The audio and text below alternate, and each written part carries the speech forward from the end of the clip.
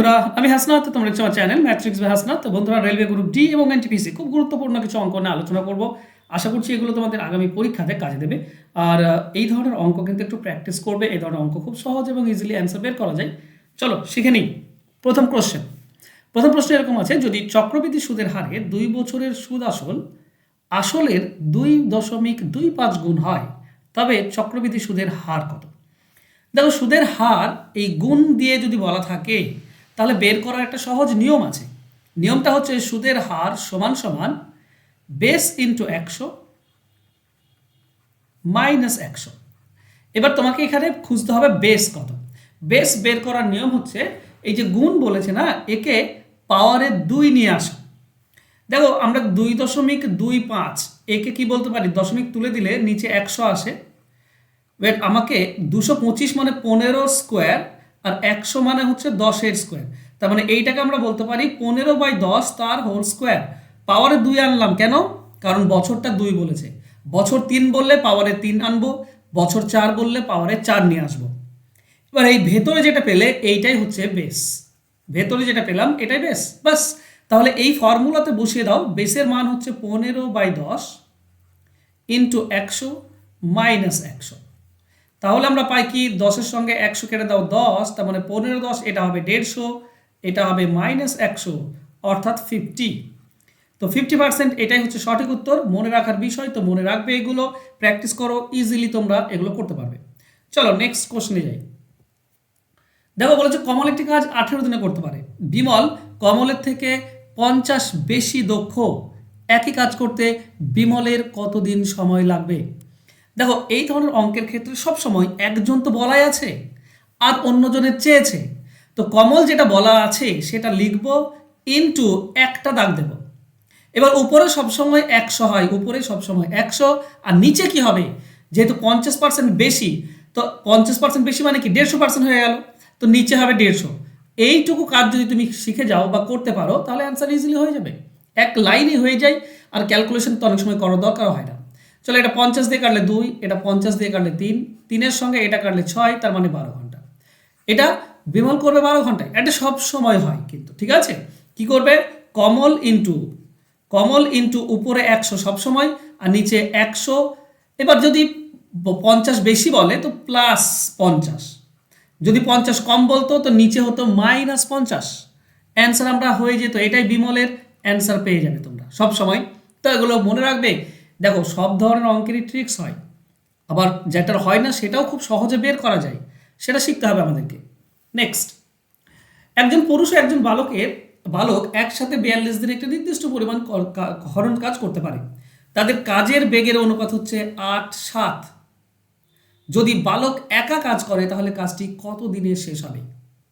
দেখো, যদি আমরা বালক দেখি, এইটা 8 কাজ কে করে, পুরুষ করে, আর 7 কাজটা কে করে, বালক করে। 42 দিন, দুজনেই কিন্তু 42 দিন একসঙ্গে। 42 দিন মানেই হচ্ছে বালকও 42 দিন, পুরুষও 42 দিন। কিন্তু পুরুষ 42 দিনে একটু বেশি করে 8, আর বালক 42 দিনে করে 7। আর টোটাল কাজটা কত? টোটাল কাজটা হচ্ছে 15 ভাগ, তাই না? তো এই যে বালক রয়েছে, বালক 7 ভাগ করে 42 দিনে। এক ভাগ করতে কিন্তু কম দিন সময় লাগবে, তাই না? তো 7 দিয়ে ভাগ হয়ে যাবে। আর 15 ভাগ যদি দেখো তো 15 দিয়ে গুণ হয়ে যাবে, বাস এইটুকু কাজ। 6 কাটলে 6 হয়, 15×6 90, তাহলে বালক 90 দিনে। অ্যান্সার হবে অপশন বি। আশা করছি বুঝতে পারছো ব্যাপারগুলো। আর যদি না বুঝতে থাকো তো আরেকবার শোনার চেষ্টা করো। আমি যে কথাগুলো বললাম খুব ইম্পর্টেন্ট, এই অঙ্কগুলো যদি আমার কথার দিকে বেশি করে ধ্যান দাও তাহলে দেখবে খুব ইজিলি বুঝতে পারছো। চলো নেক্সট কোশ্চেনে যাই। 10 জন লোক একসাথে একটি কাজ শুরু করে, কিন্তু কিছুদিন পর 4 জন কাজ ছেড়ে চলে যায়।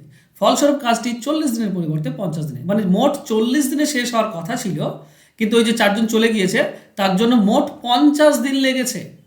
তো কতদিন পর কাজ ছেড়ে চলে গিয়েছিল 4 জন, সেটা আমাকে বের করতে হবে। আচ্ছা, এই যে কিছুদিন পর বলেছে, সেটা আমি ধরে নেব যে x দিন পর চলে গিয়েছে। তাহলে দেখো, প্রথমে ছিল 10 জন লোক, x দিন পর চলে গিয়েছে, তার মানে x দিন কাজ হয়ে গিয়েছে। তাহলে টোটাল তো 40 দিন লাগতো, এর মধ্যে x দিন হয়েছে সেটা বাদ দিয়ে দাও, এতদিনের কাজ পড়ে আছে। 10 জন লোকের আর এতদিনের কাজ পড়ে আছে। এবার যদি 4 জন চলে যায় তাহলে থাকে 6 জন। এরা কতদিনে করতে পারছে? এরা টোটাল কতদিন লাগবে? টোটাল 50 দিন লাগবে। তাহলে টোটাল যদি 50 দিন লাগে তো অলরেডি তো এক্স দিন কাজ হয়ে গিয়েছে, তাহলে বাকি 50 দিন মানে এক্স মাইনাস 50 এই দিনে এরা করতে পারবে। মানে যে দিনের কাজটা হয়েছে সেটা টোটাল থেকে প্রথমে 10 জন ছিল সেখানেও বাদ যাবে, আবার যখন 6 জন তখনও টোটাল লেগেছে 50, টোটাল 50 দিন লেগেছে, তারপরে প্রথমের কাজগুলো বাদ যাবে। এবার M1D1 আর M2D2 সমান হয়, তার মানে 10 আর এইটা ওপরটা 10 ইন্টু 40 মাইনাস এক্স সমান সমান হবে 6 ইন্টু 50 মাইনাস এক্স। M1D1 সমান M2D2। তো ভেতরে গুণ করলে আমরা পাই 400 মাইনাস 10x সমান সমান এটা গুণ করলে হচ্ছে 300 মাইনাস 6x। আচ্ছা, মাইনাস 6x এদিকে নিয়ে চলে এসো, তাহলে যোগ হয়ে যাবে, মানে মাইনাস 10 আছে তো মাইনাস 4 পড়ে থাকবে, আর 400 এদিকে গেলে বিয়োগ হয়ে যাবে, তো 300 বাদ গেলে মাইনাস 100 থাকবে। তাহলে এক্স এর মান কত হবে? মাইনাস 4 আর মাইনাস 100 কাটলে 25 হয়, তো এক্স এর মান 25, অ্যান্সার হবে অপশন ডি। 25 দিন কাজ, 25 দিন পর তারা চলে গিয়েছিল। ঠিক আছে, এইটাকে তুমি যদি করতে চাও তো দেখবে পেয়ে যাবে 10 জন লোক টোটাল 25 দিন মানে কাজ করেছে, তাহলে আর কত থাকে? 15 দিনের কাজ পড়ে থাকে। তো 10 ইন্টু 15 তার মানে হচ্ছে কত? 150। টোটাল কাজ 150 করবে, এই 150 কাজটা টোটাল পড়ে আছে। এখন 6 জন, কারণ 4 জন চলে গিয়েছে, তো এরা করছে কত দিনে? তো 50 থেকে 25 বাদ দাও, মানে 25 দিনে এরা করছে 150। তাহলে যে কাজটা পড়েছিল সেই কাজটাই তো এরা করছে বাকি 25 দিনে, তাই না? বাকি 25 দিনে, বাকি 15 দিনে কাজ পড়েছিল 150। আশা করছি পুরো ব্যাপারটা বুঝতে পেরেছ। যদি না বুঝে থাকো তো আমি আরেকভাবে তোমাদেরকে বোঝাই, আশা করছি তোমরা স্পষ্ট বুঝতে পারবে। দেখো, ধরে নাও টোটাল কাজ কত ধরবো, ধরে নাও আচ্ছা এক্স না ধরে হচ্ছেও না, ঠিক আছে, এক্স না এমন একটা মানে অঙ্ক না, এখানে এক্স না ধরেও হচ্ছে না, বা আমি করতে পারছি না। এক্স না ধরেও যদি হয় তো সেটা হয়, কিন্তু আমি আপাতত করতে পারছি না, ঠিক আছে, কারণ কিছুদিন 10 দিন বেশি লেগেছে এদের, তাই না? এদের 10 দিন বেশি লেগে গিয়েছে।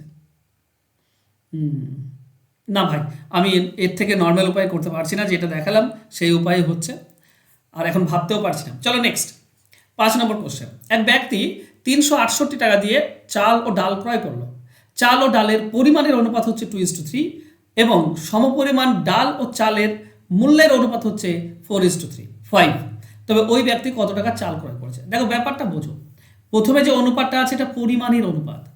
পরিমাণের অনুপাত মানে একটা আছে চাল আর একটা হচ্ছে ডাল। তো পরিমাণ যদি আমরা ধর চাল 2 কেজি, তাহলে অনুপাত হিসেবে ডাল হবে 3 কেজি, এই 5 কেজি মাল। আর এইটা যেটা আছে এটা 1 কেজির দামের অনুপাত। দেখো সমপরিমাণ চাল ও ডাল, তার মানে 1 কেজির ডাল দাম যদি আমি ধরি, 1 কেজির দাম 4 টাকা, বা 4 টাকা ধরলে হবে না, তো মানে 4 ইউনিট ধরে নাও, 4 ইউনিট, ঠিক আছে। তাহলে 1 কেজির ডালের দাম কত হবে? এটা পার কেজি, এটা পার কেজি হবে। তাহলে 1 কেজির ডালের দাম কত হবে? 5 ইউনিট, এত 1 কেজির দাম। এবার বলো টোটাল দাম কত হচ্ছে? 2 কেজি, 1 কেজির দাম 4 ইউনিট, তাহলে 2 কেজির দাম কত হবে? 2 কেজির দাম হবে 8 ইউনিট প্লাস, দেখো 1 কেজির ডাল হচ্ছে 5 ইউনিট, তাহলে 3 কেজির দাম হবে 15 ইউনিট। এটা হচ্ছে টোটাল দাম, আর এই টোটাল দামটা বলা আছে 368 টাকা। টোটাল যোগ করলে হচ্ছে 23 ইউনিট, 23 ইউনিট মানে হচ্ছে তোমার 368, কাটাকাটি যাবে, কাটাকাটিতে যেতেই হবে। 1 ইউনিটের দাম কত হবে? 1 ইউনিটের দাম হবে 23 দিয়ে 368 কেটে 23 1 কে 23 থাকছে তোমার 13, 138, 138 তো 6 দিয়ে যাচ্ছে মানে 16 টাকা। 1 ইউনিটের দাম হচ্ছে 16 টাকা। আমাকে কি বলেছে? কত টাকা চাল ক্রয় করেছে? দেখো চাল ক্রয় করেছে তো 2 টাকার, 2 কেজি। 2 কেজির দাম কত হবে? 2 কেজির দাম হচ্ছে 8 ইউনিট চাল। তো 8 ইউনিটের দাম কত? 1 ইউনিট 16 টাকা, 8 ইউনিট হবে 16, 8 কত হবে? 16 8, 8 6 48, 8 হাতে 4 থেকে 8 1 8 আর 4 12, 128 টাকা। তাহলে চাল ক্রয় করেছে 128 টাকার, অ্যান্সার হবে অপশন এ। যদি ডাল বলতো তাহলে 15 ইউনিটের দাম বের করতাম, ঠিক আছে, 15 ইউনিট টোটাল দাম আছে, 15 ইউনিটের মান বের করতাম, 15 16 তোমার হবে 140, ওটা হতো ডালের দাম। ঠিক আছে, আশা করছি বুঝতে পেরেছো। চলো নেক্সট কোশ্চেনে যাবো। একটি সংখ্যার সমষ্টি হচ্ছে 64। প্রথম সংখ্যার সাথে 3 যোগ, দ্বিতীয় সংখ্যার সাথে 3 বিয়োগ, তৃতীয় সংখ্যার সাথে 3 গুণ আর চতুর্থ সংখ্যাকে 3 দ্বারা ভাগ করলে প্রাপ্ত ফলাফল সমান হয়। তবে বৃহত্তম এবং ক্ষুদ্রতম সংখ্যার পার্থক্য কত? দেখো অঙ্কটি বুঝতে হবে। প্রথম সংখ্যা ধরো এ, এর সঙ্গে 3 যোগ করো, বা দ্বিতীয় সংখ্যা বি, এর থেকে 3 বিয়োগ, তৃতীয় সংখ্যা সি, একে 3 দ্বারা গুণ, আর চতুর্থ সংখ্যা ডি, একে 3 দ্বারা ভাগ। এই সবগুলো সমান। আমি মানে এটা ধরতে পারি কে, এটাও ধরতে পারি কে, এটাও ধরতে পারি কে, আর এটাও ধরতে পারি কে।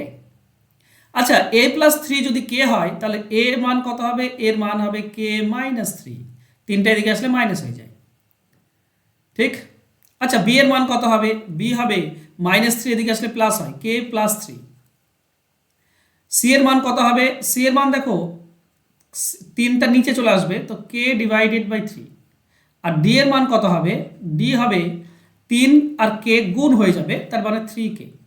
তো এখানে সব থেকে বড় কে।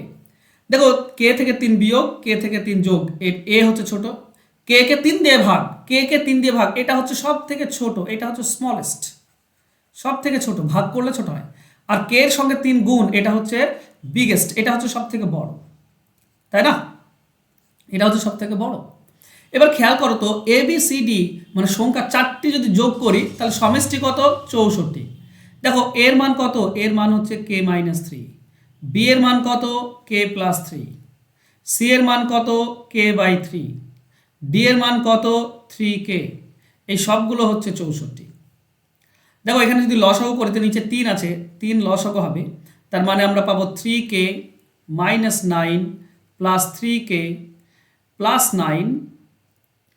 এখানে 3 3 কেলে শুধু একটা কে থাকবে, আর প্লাস 3 আর 3 9k, টোটাল হচ্ছে 64।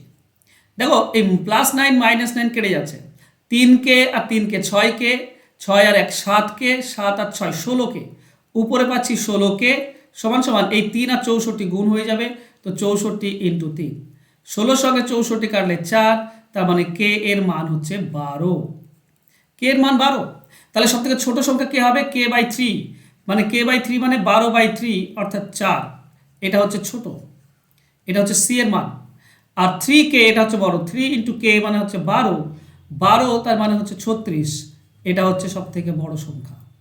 এগুলো বের করতে পারো, 12 থেকে 3 বাদ দিলে হচ্ছে 9, এটা আর এটা 12 থেকে 3 যোগ করলে 15, তো এ বি সি ডি সব মান বের করতে পারো। ছোট হচ্ছে 4 আর বড় হবে 36, এই দুটির মধ্যে পার্থক্য চেয়েছে, পার্থক্য 32, এটা হবে অ্যান্সার। অ্যান্সার হবে অপশন সি।